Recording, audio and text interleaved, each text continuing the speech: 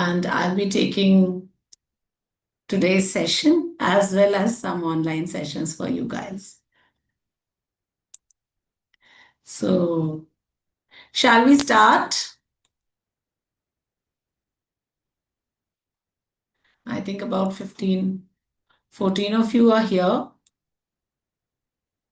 So we'll start, and as people come along, they can join in, and if they have any questions, of course, you can ask your questions as and when you want. First thing, are you all comfortable in English, or should I speak in a mixture of Hindi and English?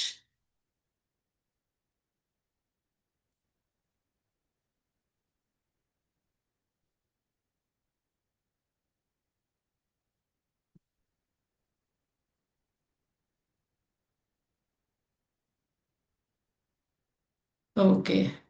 Venu says English, Vikram is saying mix, Shantanu is saying English, Dhara is saying Hindi. Sorry, Dhara, I'm not very fluent in Hindi, so that's a problem. But I'll definitely try and use more of a mix of languages so that you're comfortable. If at any point of time you find it difficult to understand, please ask me. Okay? Yes, Anita, I will be speaking in English. I'll also try and repeat the same thing in English also. All right, let's get started, guys. How many of you did any of you write CSAT? Have any of you seen the CSAT paper? Are you aware of what the CSAT paper is all about? Okay, Abhishek has raised his hand. Abhishek, I am assuming that you have taken a look. You can type it in the chat box, guys, because raise hand doesn't really say anything, right? Yeah, okay. Somul has also seen the CSAT paper, I'm assuming that. Wonderful. So today I'm going to, okay, Abhishek. Wonderful, wonderful. Very nice. So what I will do is I'll take you through a few questions. I'll take you through the pattern of the exam and everything else related to it. So, guys, if I speak in Hindi, parallelly, I'll also explain it to you in English. So don't worry, huh? So मैं आज थोड़ा सा paper के बारे में बताऊंगी and I'll try and take you through a few questions also of reading comprehension and syllogisms and whatever is part of the verbal section or the reading comprehension section. So this is your pattern of the exam. As and when you find a question or something is there that you wish to ask, stop me then and there. You can put it in the chat box. I'll try and explain. तो किसी को कोई doubt हो, कुछ पूछना हो तो please आप पैरेलली पूछ सकते हैं, साथ में पूछ सकते हैं, कोई दिक्कत की बात नहीं है. So we'll talk about the UPSC exam pattern. Let's start with that. So of course the exam has several stages, of which the first stage is your preliminary. In the preliminary, there are two papers. You have the GS paper as well you have the CSAT paper. The GS paper has 100 questions and CSAT has 80 questions. The GS questions are 200 marks. The CSAT questions are 200 marks also. GS has a weightage of 100, while CSAT is only your qualifying paper and you need to have a minimum of 33% to qualify in this paper. Okay. This is your one-day exam. Both the papers will happen simultaneously in the same day, one after the other. And then you have the second stage, which is your mains, in which there are subjective exams which happen over 5 days. So you have paper A, which is in Indian language, paper B, which is English, paper 1, which is essay. Then paper 2, 3, 4, and 5 are all GS. Paper 6 is your optional paper 1, and paper 7 is your optional paper 2. Now, of course, the scoring pattern, I've already put it here. So paper A is 300, paper B is 300. Paper 1 is 250, GS1 is 250, GS2 is 250, GS3 is 250, GS4 is 250, and optional papers also are 250 each. So mains total is 1750. Okay. Now, qualifying is 12, 49, and 25 percent within all of these. Now, please understand that's just the qualification. The merit will be, of course, much higher. So that's your mains. Now, the third phase of this is the personality test, in which you have an interview. The interview is 275 marks. The qualifying percentage is 14. So you have a grand total of mains plus interview, that is 2025 marks. 1750 for the mains paper and 275 for your personality test. So the combination of stage 2 and stage 3 are what are needed. Okay, so this is the CSAT exam pattern, guys. तो CSAT का pattern ऐसा है. I hope पूरे exam का pattern समझ में आया होगा. I hope you understood the paper pattern. Let's look at CSAT in greater depth, of course, because this is what we are going to be training you for. तो CSAT में जो है total 80 questions हैं. They are all MCQs. Multiple choice questions, so you have 4 choices, A, B, C, D, 1, 2, 3, 4, whatever. Marking scheme is 2.5 marks for each one. There is negative marking, which is 1/3 negative for each correct answer. So that is 0.83 marks negative for each correct answer. So if you get one question right, you get 2.5 marks. If you get one question wrong, that is minus 0.83 marks. The qualifying marks here are 33% or 66 marks. Okay, so total of 66 marks out of 200 is your qualification. So this you must get. Without this, you will not be able to succeed and go into the second stage. Now, CSAT is officially called the General Studies Paper 2. It is conducted as part of the UPSC CSE Prelims and it is a qualifying paper. So this we've already understood that this is about the qualification. Now, exam structure, एक बार समझ लेते हैं. Let's try and understand the exam structure. So you have objective, it is multiple choice questions, 2 hours and 200 marks. And like I said, 66 marks is the qualification score for you to get this. Now, let's look at the trends of this CSAT paper from 2019 to 2025. 2025, the CSAT happened just some 1.5 months ago. So let's take a look at each one of these. We'll try and understand what this configuration of the exam has been. So in 2019, I'll start from there and I'll take you to 2025. Maths was, I just mark, take a different color. So 2019, maths was 32 marks. Reasoning was 18 marks. English was 30 marks. So total of 80 questions. Okay. If you look at 2020, maths was 42 questions. So the number of maths went up by 10, which is a huge one, right? It's about 12% of the paper. Then reasoning went down by 6. So let me say it went up. This went down by 6 questions. So 33% decrease in the reasoning. English also went down by 4 questions. So that also was a decrease. Okay. Total number of questions remain 80. Then in 2021, maths came back to 31. Reasoning upped its quotient to 22 and English went to 27. 2022, again, maths was 36. Reasoning was 17, English was 27. 2023, maths again went up to 43. Reasoning 11 and English was 26. 2024 and 24, maths was 38. Okay, it went down from 43 to 38. Reasoning went up to 15 and English went up by 1 question to 27. So again, total 80 questions. And then in 2025, which was just this year, maths was 34 questions again. So has gone down. Reasoning has gone up 17 questions and English also went up to 29. So that was your paper, total of 80 questions. Now, what would we expect? I would expect that maths would remain around 34, maybe go up or down by a couple of questions. Reasoning again remains around 17, 18 questions and English maybe 29, 29. But if you look at the English section, 30, 26, 27, 27, 26, 27, 29, more or less English has been around 27 questions, right? It has not changed much. It has continued. Oh, is my voice breaking even now, guys?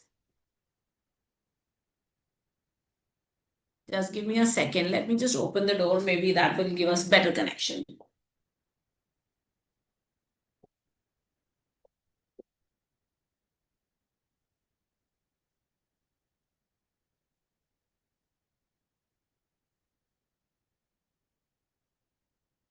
Just my apologies, all of you. Sometimes the internet actually goes off.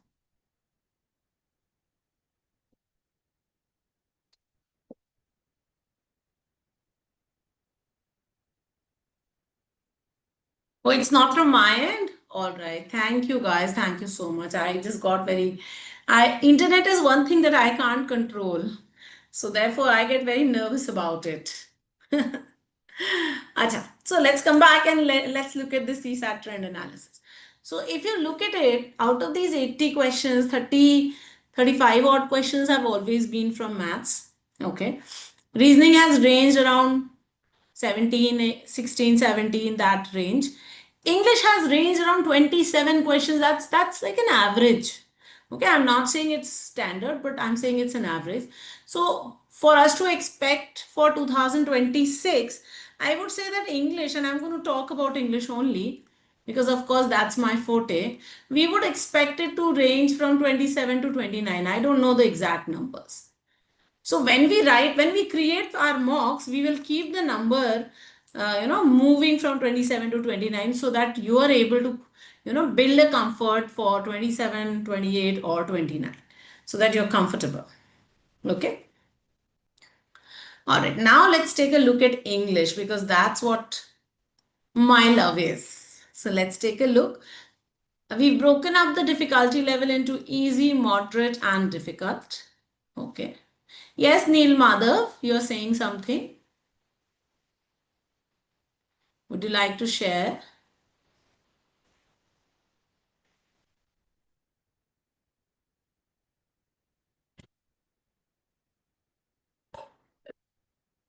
You can type whatever you wish to in the chat box and that will work. In the meantime, I will carry on with my discussion. Yeah. Okay. So now if you look at these three types of questions, so 2025, and this I'm giving you from my own perspective because I had also gone through the paper and written it as a test. I did not write the exam, but I did write the test and I did do the analysis. I'm sure you might have seen our analysis also on the Career Launcher website. So we did it on the exact day of the paper also. So there were 6 questions that I felt or that we felt as a team that were easy. There were 16 moderate questions and there were 7 questions that were quite difficult. So for somebody who's looking at cracking this exam, even if you did this 16 and this 6, you would be sitting at 22 questions, which were quite doable and that would give you a definite edge, right? Now, if you look at 2024, the easy questions were very few and the difficult questions were 12. Imagine 12 questions is a big chunk of, your paper. So that was a tough paper, I would say, right? This was a difficult paper. This was a moderate paper, 2025, right? If you look at 2023, 10, 8 and 8. So I had 18 questions which were easy and moderate and I had 8 questions which were difficult. So again, 2023 was a moderate sort of a paper. If you look at 2022, there were 7 easy questions. There were 8 moderate questions and there were 12 difficult questions. So this was of course a difficult paper for us, right? If you have 12 questions which you should not have touched, then you are going to find this paper difficult to solve. If you look at 2021, now this was an easy paper. I'm saying easy in terms of the CSAT. Please understand it is not easy in terms of a class 5 student. But if you look at CSAT, then this was definitely an easy one because you have 12 questions which are easy level. There are 9 questions which are moderate and there are only 6 questions which are difficult. So this 2021 definitely an easy paper. 2020, if you look, there are 8 easy questions, there are 12 moderate, and there are 5 difficult questions. So I will say if there are 20 questions which are easy to moderate, then this is sort of an easy moderate to moderate sort of a paper. Not very difficult, not very easy also. And 2019 definitely is an easy paper because you have 10 questions which are easy and 12 questions which are moderate. So therefore, definitely an easy paper. 22 questions out of 30 being easy definitely is an easy paper, right? So if you look at the pattern, it is more or less moving from moderate to difficult as we are going on. Take a look. From 2022 to 2025, the paper has been moderate, difficult, has not been an easy paper. So I assume that 2026 will also be on that trend, and therefore it will be a sort of a moderate difficult paper, will not be an easy paper. So M to D will be the range of our paper if you look at it. Okay, let's look at the distribution of the English questions. Now, English questions, if you look, you have questions all in the form of a reading comprehension only, right? These are reading comprehensions. They are anything between 80 to 200 words, not more than that, 200 to 50 words. That's the range of your passage. Every passage has two questions. Okay, every passage will have two questions. Generally, it has two questions. Earlier, they used to be more than two questions also. There used to be three questions also. But right now, if you look at the paper, it has two questions. Every passage will have two questions.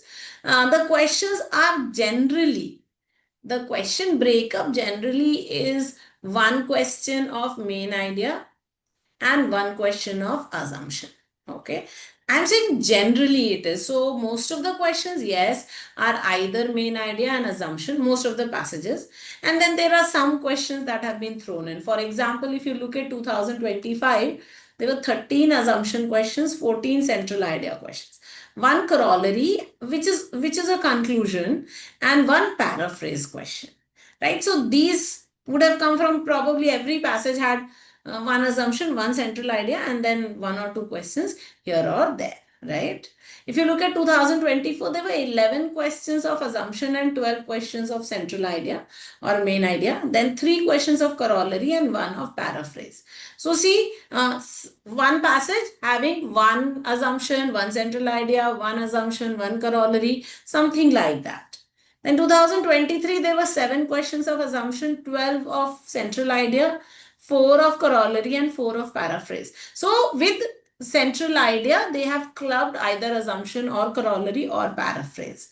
2022, again, there were 5 of assumption, 5 of central idea, 3 of corollary and 4 of paraphrasing. So, like I said, the breakup of the paper is such that you have an assumption and a central idea, or you have a central idea and a corollary, you have a central idea or a paraphrase. So most of the time, like I said, the question will be having, the passage will be having a main idea question and something to do with an assumption question. Some questions could be corollary, some could be paraphrase, but mostly what you will get for every paragraph is what's the main idea and what is the assumption here. So these two you should be ready with. Do this very well, you will be able to do a lot of the passages very easily. Okay, now what are the things that we saw during CSAT 2025? So since 2022, it has raised the difficulty level, and that's what I have said also. So this paper was no exception. So it is a tough paper that UPSC has set. The length and breadth of it was very vast. And this is not just for verbal, please understand, it is for all the sections.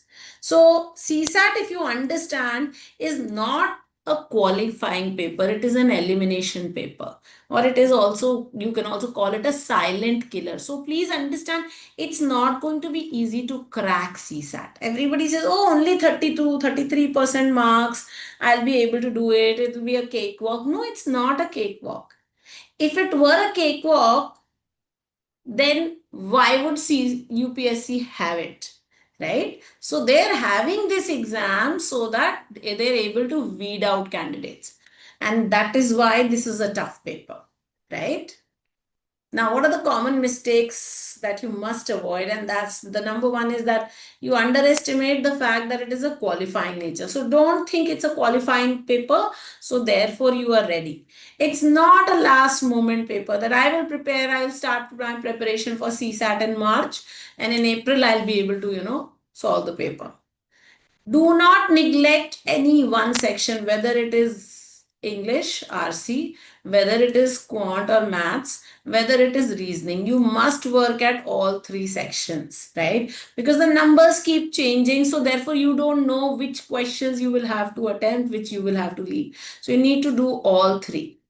And also remember, you cannot spend too much time on one section. You have to focus on all three, depending on how many questions there are. So therefore, these are 4 common mistakes that you must avoid. ठीक है, ये 4 चीजें हमें नहीं करनी है. ये नहीं सोचना है that CSAT is qualifying only. Therefore, I will be able to do it, let's say in the month of March or February. It can be done in the last minute. आखिरी मिनट पे नहीं होगा. कोई भी एक section को ignore करना, I am not good at quant, मैं मैथ्स में अच्छी नहीं हूं, मैं मैथ्स छोड़ दूं, that won't work. Focusing on one section, I am very good at English, मैं इंग्लिश ही करूंगी. तो ये चारों चीजें जो हैं, these are big mistakes. Please understand, these are big no nos. You cannot do these things. All right, what's the CSAT preparation and how is it going to happen for you? So let's take a look. So of course, what's the right approach? Comprehensive coverage of your syllabus. UPSC is extremely unpredictable. We don't know what will come. Please understand, you must focus on the concepts and not on the shortcuts. Regular practice has to happen. Take guidance to fast track your CSAT prep. Work on your PYQs. That is absolutely life and death. PYQs and test series. These are 2 things that are really going to guide you because they help you assess. See, when I ask you to write your test, a PYQ, what you need to understand is that helps you understand where you are currently and where you need to be. तो ये this is something that's very important. ये बहुत ज़रूरी चीज़ है कि you benchmark yourself. So here is my exam. I'm here. Can I take this? So this benchmarking can happen with PYQ.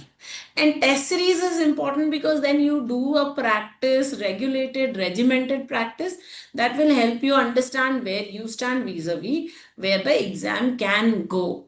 Okay, so therefore, make sure that you're preparing for your CSAT very, very well. Now, I have a few PYQs. We'll take a look and we'll try and solve this. Okay. So here is your first passage. Let's read and we'll try and do this question together. Okay. Any doubts till now, guys? Let me just bring you back to the sheet and ask you. Anything you want to ask? Paraphrase, okay. Prince, let me just come back to paraphrasing. Paraphrase essentially means to rewrite whatever author has said. So in today's session, when I say something in English, I paraphrase it in Hindi. तो मैं जो भी बोलती हूँ, मैं उसको हिंदी में भी बोल देती हूँ. This is called paraphrasing. So a sentence is given to you. 4 parallel sentences will be given and one of those will be a correct interpretation of that sentence. So that is a paraphrase. Corollary is what is the conclusion? So let me just write that here also for you guys. It will just make your life easy. So corollary is conclusion. What do you conclude from the passage? Paraphrase is explanation. Right? Assumption is what must be true for the statement to be true. Okay. And central idea is what is the author saying. Right? These are your 4 question types that you get. What is the author saying? Central idea, theme, title, all of that are similar things. Okay. All right, let's take a look at the questions. Like I said, we'll try and do a few previous year questions. Here we are, your first question. So take a moment, read it, and then I'll help you go through this.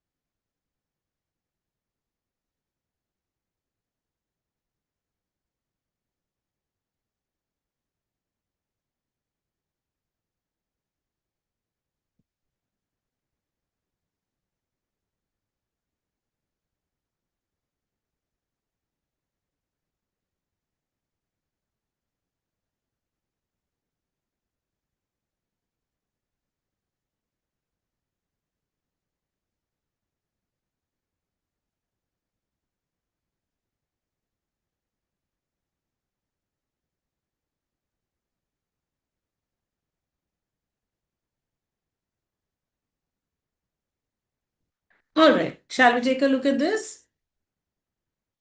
देखते हैं question को. So the persistent drought in parts of India in recent years. So there is a drought that is ongoing. Persistent means it's ongoing. Okay. In recent years has revealed a growing imbalance. So there is an imbalance that is growing between water demand and supply. So the demand for water is much higher than the supply. This imbalance is largely attributed to indiscriminate exploitation. So when you exploit groundwater without thinking about it, urbanization, and a failure to conserve rainwater. So, all three are reasons why this imbalance between water demand and supply is happening. Farmers, particularly in arid and semi-arid region, continue to depend heavily on bore wells and tube wells.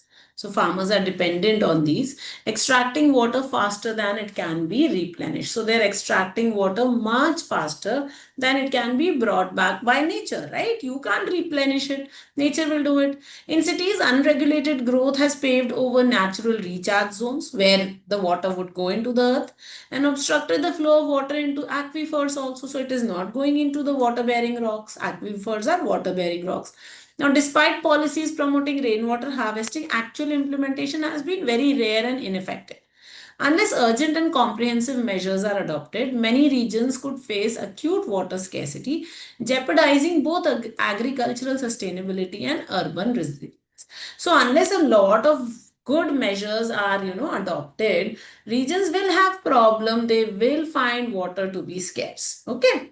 So now take a look at this question. What is the question saying?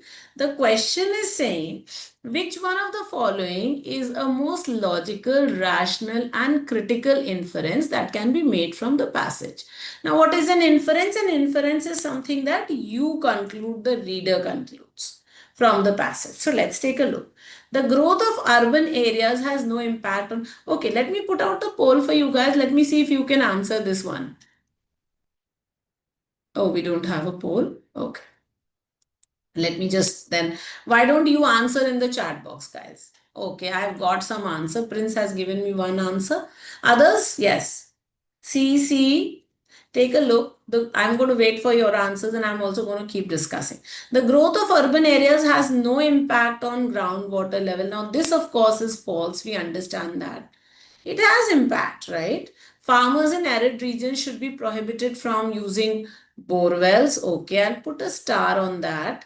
If in arid regions they are not, if they are using bore wells, what will happen? The groundwater is going to be reduced. So I'll put a star on this. Water conservation policies are ineffective due to lack of implementation. Okay. It says, unless urgent and comprehensive measures are adopted, many regions could face acute water scarcity. So, yes, water conservation policies. Is it the water conservation policies or is it water conservation uh, process? So, I'll put a star on this. India does not receive enough rainfall. No, we don't know if it is receiving enough rainfall or not. So, my problem is, should I go with B or C? Okay. All of you who have given this answer, why not B? I will ask you that. Most of you have given C as the correct answer, but why did you not consider B at all?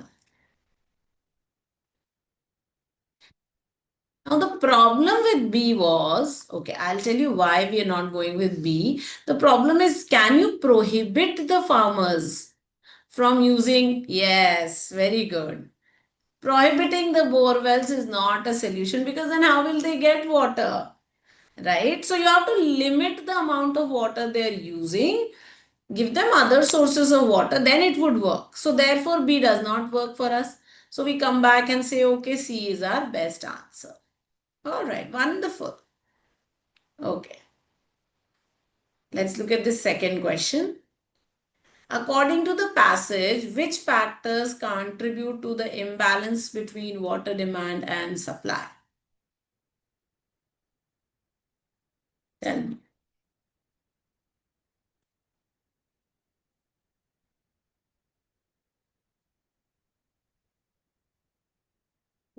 Let me get your answers in the chat box, guys. Yes, Ajay, very nice. Thank you.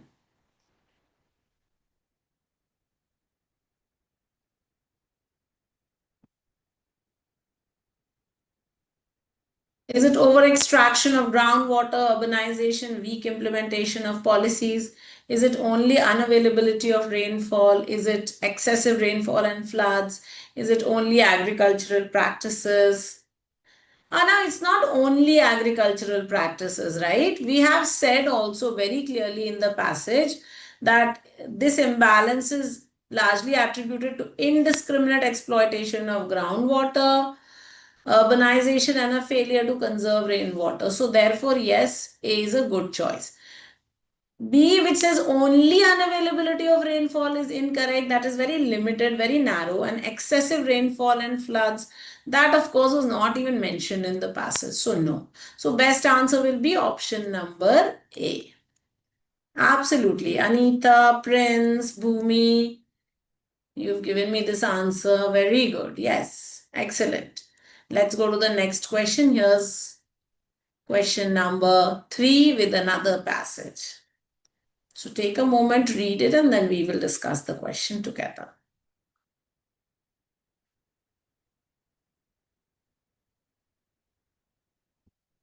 It says, okay, you read it first and then I'll read.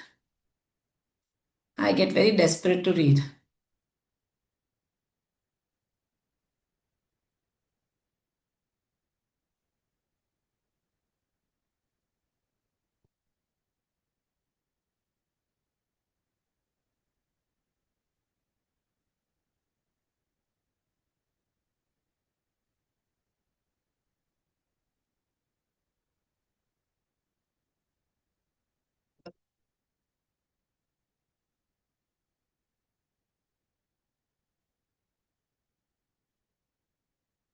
Yes, I hope everybody's read it. Okay. I started getting your answers also. Jagdish says B, Neha says B. Okay, let me also read. It says many educators, teachers argue that teaching should be less about rote memorization and more about developing critical thinking. So they're saying that rote learning is not so good and you should have maybe, better type of learning. So no rote learning. Give it less time and give more time to critical thinking, right? That's what teaching should be. Despite curricular reforms, that means the curriculum, the subjects that are being taught, they have changed, there have been reforms. The emphasis in classroom often remains on preparing for exam. So yeah, the children are preparing for boards, then they start preparing for their IITs or whatever, right? Students are trained to reproduce information rather than question it. So they don't ask. Teacher says, this is how you take it and you solve. This culture, coupled with parental pressure and societal expectations, has stifled creativity and problem solving skills in graduates, leaving them ill equipped for a rapidly changing job market that values adaptability over memorized facts. So, the problem is school is giving you rote learning, but the job market is expecting adaptability. Now, what will be the best central idea? Which statement will give you the central idea for this passage? Parental pressure is the only reason for poor creativity. No, it is not the only reason. Classroom learning must prioritize critical thinking over rote learning. I'll put a star on this. Examinations alone determine true intelligence, of course not. The job market does not need, again, that's too extreme and therefore I won't go with D. So, yes, like you guys said, Neha, Somal, Prince, Jagdish, yes, B should be our correct answer. Very good. All right, let's look at the next question. Which of the following are mentioned as factors stifling creativity? What are these factors that are stifling creativity?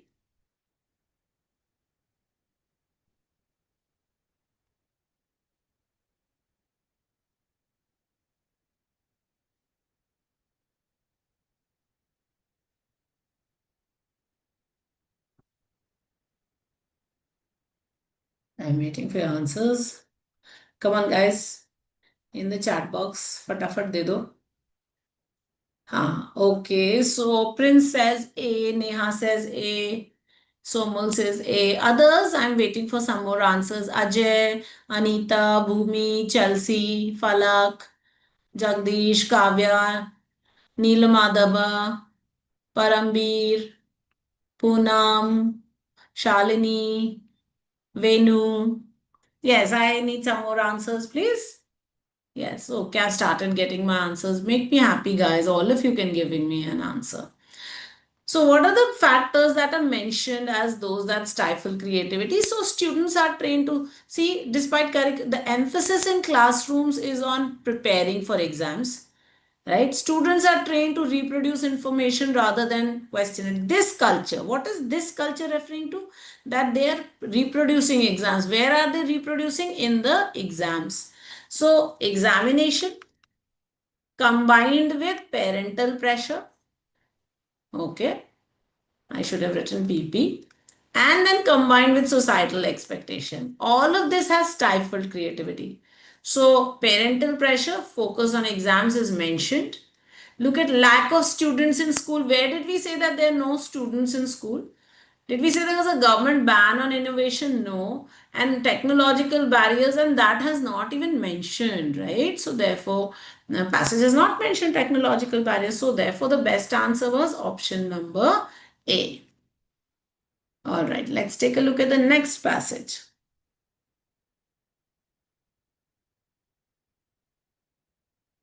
What is this forest saying? Chalo. Take 2 minutes, read, and then I will discuss it with you.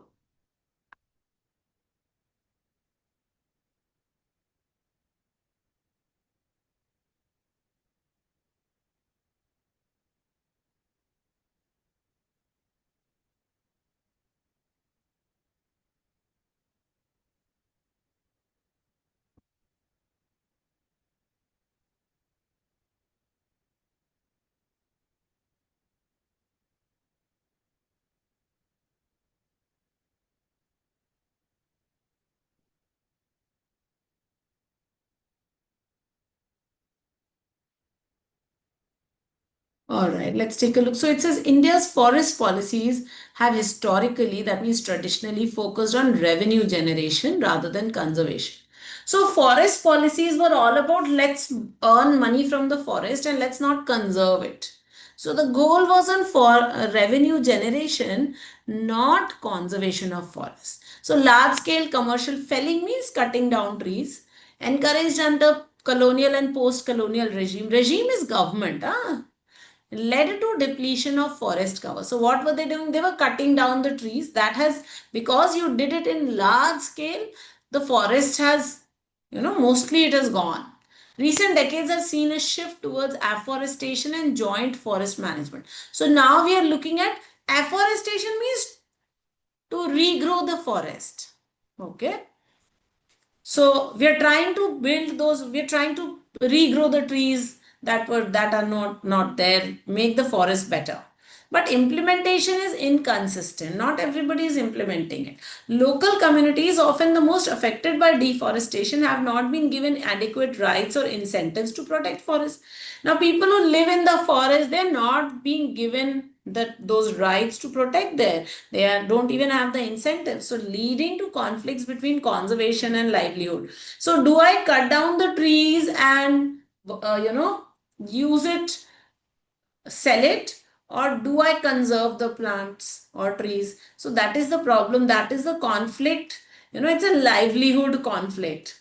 Do I live or do I conserve the forest, right? So that is the conflict that we are talking about, livelihood versus conservation. Now, what is the most logical conclusion? Come on, guys. Let me get some answers. Oh, I've already got answers. Wonderful. So many of you have given me an answer. Bhumi, Arjun, Somol, Neelamadaba, Anita. Wonderful. Let's take a look. So, revenue generation has no link with forest policies. No, there is a link. Forest policies have been perfectly implemented. We just said they're very scanty, spotty. Forest conservation needs stronger community participation and consistent implementation. Yes. Local communities are irrelevant. No, they're the ones who you need to take care of. So answer is yes, very clearly C. right? Okay, let's look at the second question to this set, which is question number 6. Which of the following factors have hindered forest conservation in India? Is it emphasis on revenue generation? Is it inadequate rights to local communities? Is it inconsistent policy implementation? Or is it all of the above? Hindered means hampered, stopped, okay? Not allowed to happen. तो रोक रहा है. तो ऐसा क्या है जो forest conservation को, फॉरेस्ट को बचाने से हमें रोक रहा है? रेवेन्यू जनरेशन में एम्फेसाइज करना यानी पैसे कमाना, लोकल लोगों को, वहां के फॉरेस्ट लोगों को, जंगल के लोगों को राइट्स नहीं देना, या पॉलिसी को ठीक से इम्प्लीमेंट ना करना, और या तो सारे के सारे. So what is the correct answer? I suddenly realise की हिंदी भी बोलनी थी. So yeah, I'm getting answers. Prince has said all. Somal is saying D. Jagdish is saying A. Anita is saying D. I'm waiting for more of your answers. Ajay is also saying D. Neelam Madhav is also saying D. Yes. Which of these has hindered forest conservation? So, number one, that the implementation has remained inconsistent. Okay, there are not adequate rights or incentives to the forest people, right? And that we have historically focused on revenue generation. So 1, 2, 3, all of them are valid, and therefore your answer had to be option number D, right? Whenever you get an all of the above answer, please always go to your passage and check if all three are mentioned somewhere or the other. And these are such small passages. Okay, question number 7. Okay, new passage, take a look. I also want to take you through some syllogism questions. So I'll just check how many questions before we come to syllogisms.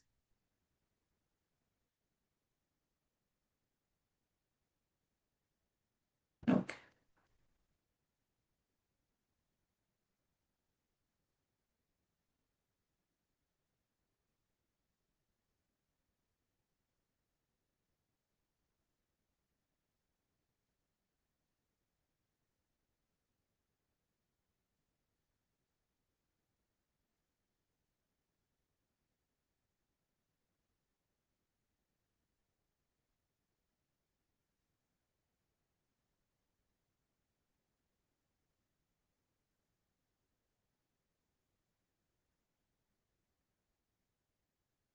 All right, let's read this passage together and then we will take a look at the questions.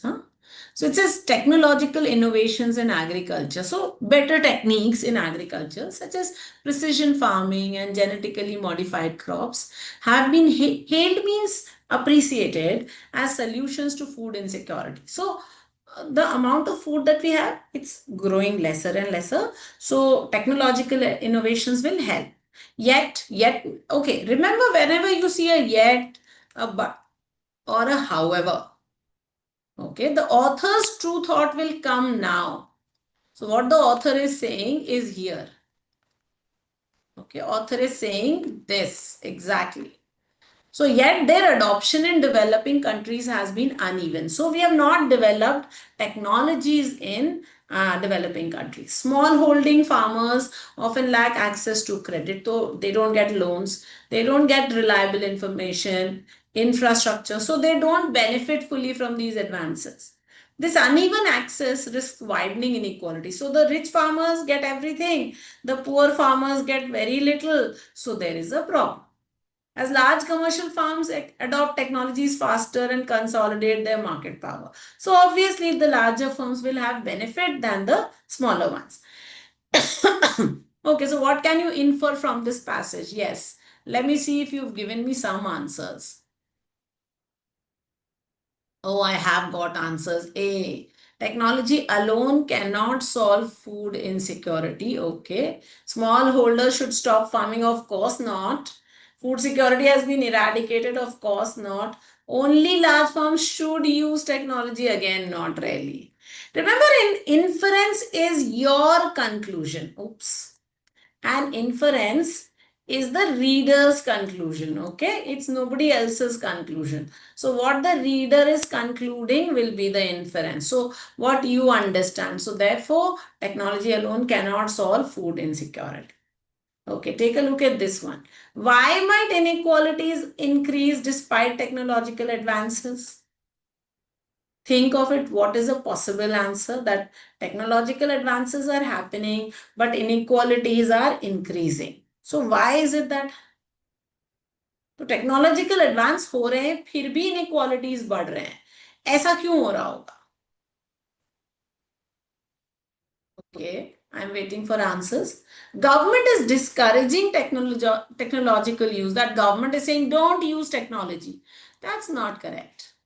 All farmers have equal access to credit. No, we very clearly said all farmers don't. Technology is universally available without cost. We have not said that there is no cost to technology. Large firms adopt technology faster than smallholders. Yes, and that is the reason. The very last line of the passage had said that. Yes, very good. Oh, Chelsea, thank you for answering. Thank you, guys. Prince, Somal, Neela Madhava, Jagdish, and Chelsea. Good. All right. I want to take you to another type of question, which is the syllogism question. Now, this type of question is also very popular.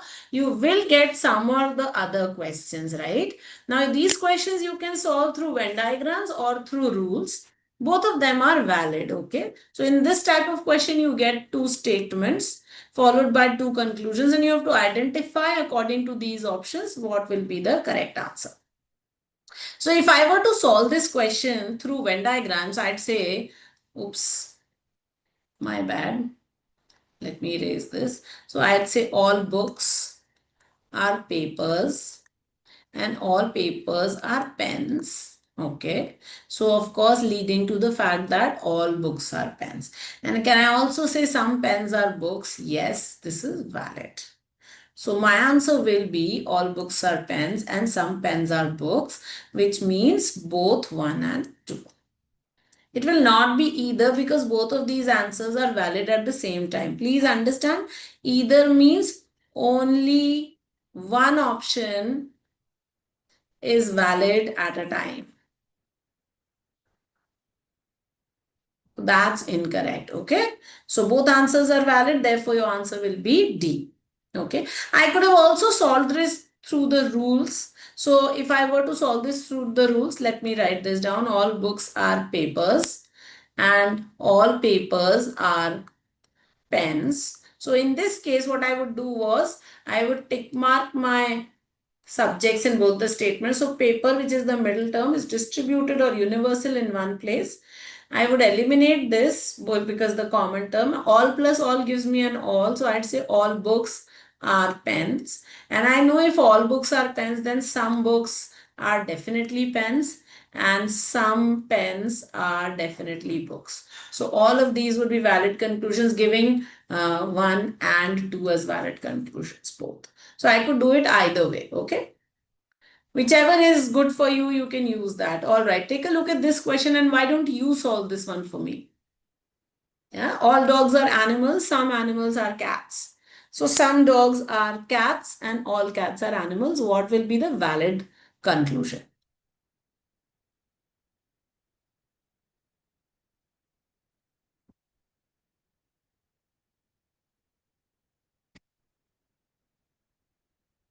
For this question?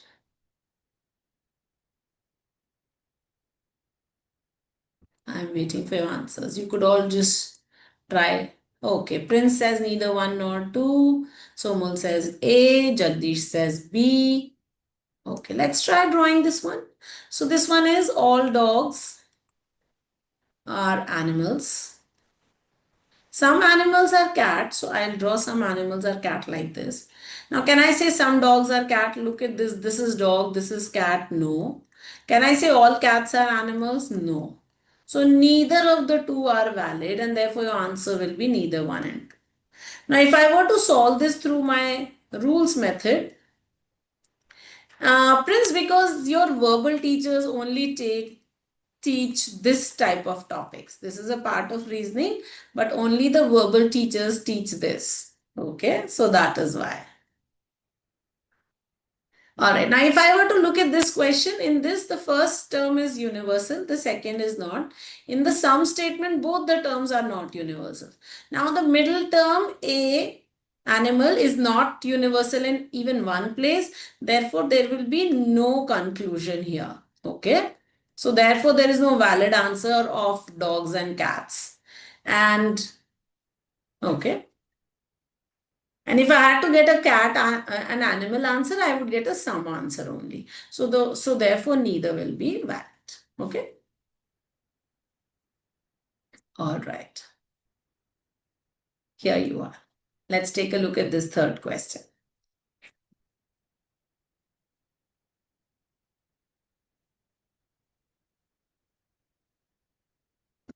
She's saying D is the correct answer. All cars are jeeps. Let's try drawing this. This is cars, this is jeep, and all jeeps are trucks. Okay. So can I say all trucks are cars? No. Can I say all cars are trucks? Yes.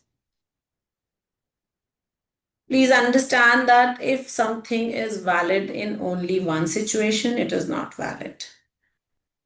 Now, if I were to solve this through rules, I'll say all cars are jeeps, all jeeps are trucks. So, car is universal, jeep is universal here. These are not universal. So, all plus all, my answer will be all cars are trucks. Okay, which is what we have got. So, yes, only conclusion to B will be valid.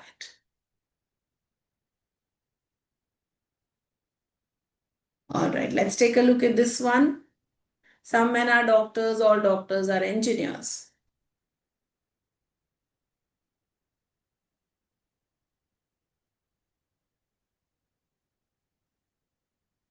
So if I have to draw some men are doctors, here are men, here are doctors.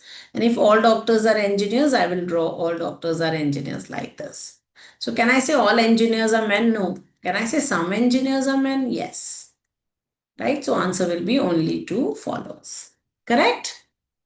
All right. So let's come to the last question. Here you are. This is a CSAT 2018 question. All pens are pencil, no pencil is eraser.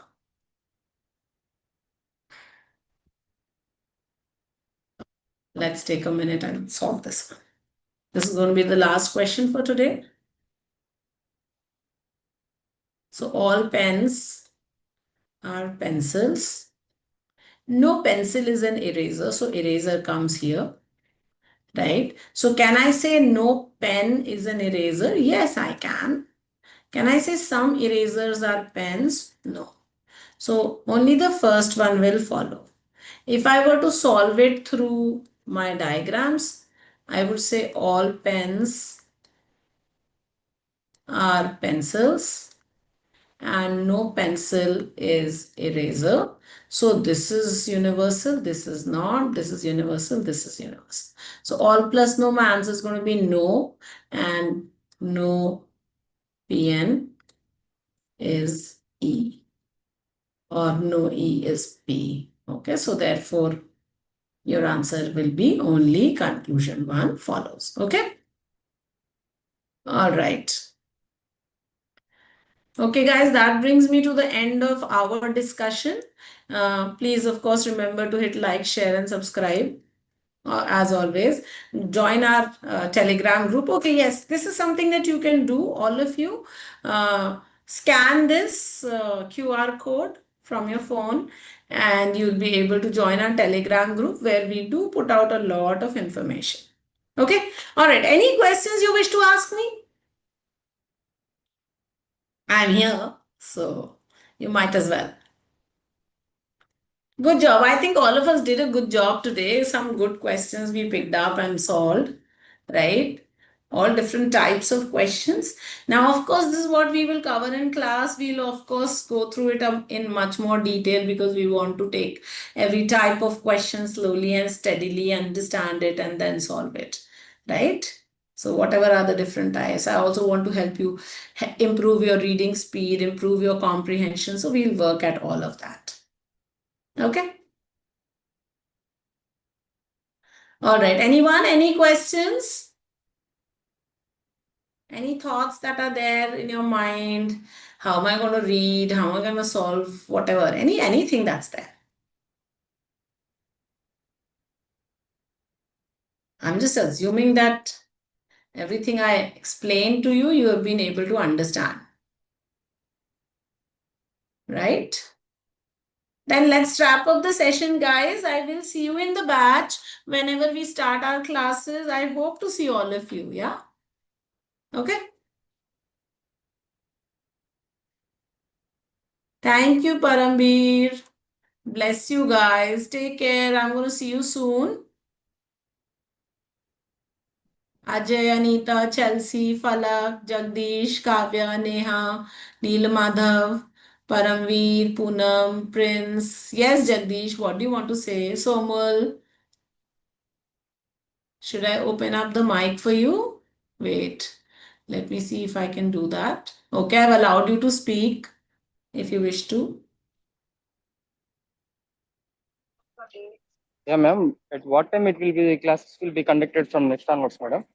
I'm not sure of the class time that the your coordinators will only tell you, Jagdish. I can only tell you about English. Yeah, okay, Any madam. any questions you have about English, I can definitely tell you. Yeah, okay, madam. For the first time, I have listened your class right now afternoon. I have I observed in hope the it was Telegram I group was and I able to have explain everything. okay, ma'am. Actually, I am preparing for the DSC right now Okay. myself. Yeah, for that purpose, it will be also very useful for us in such Absolutely, case. So absolutely. that I have joined it. Yeah, madam. All right. And also, I'm I am so preparing glad for you the were there. railway also. Yeah, madam. As well as I am preparing for the bank and railway also. Bank and railways All also. right. Wonderful, wonderful. All the Yeah, best to madam. you, Jagdish. Yeah, thank. All right. Anyone else? Any questions? Okay, then that's it, everyone. Thank you so much. I hope all of you have scanned this QR code. Please do that. Bye bye. Thank you.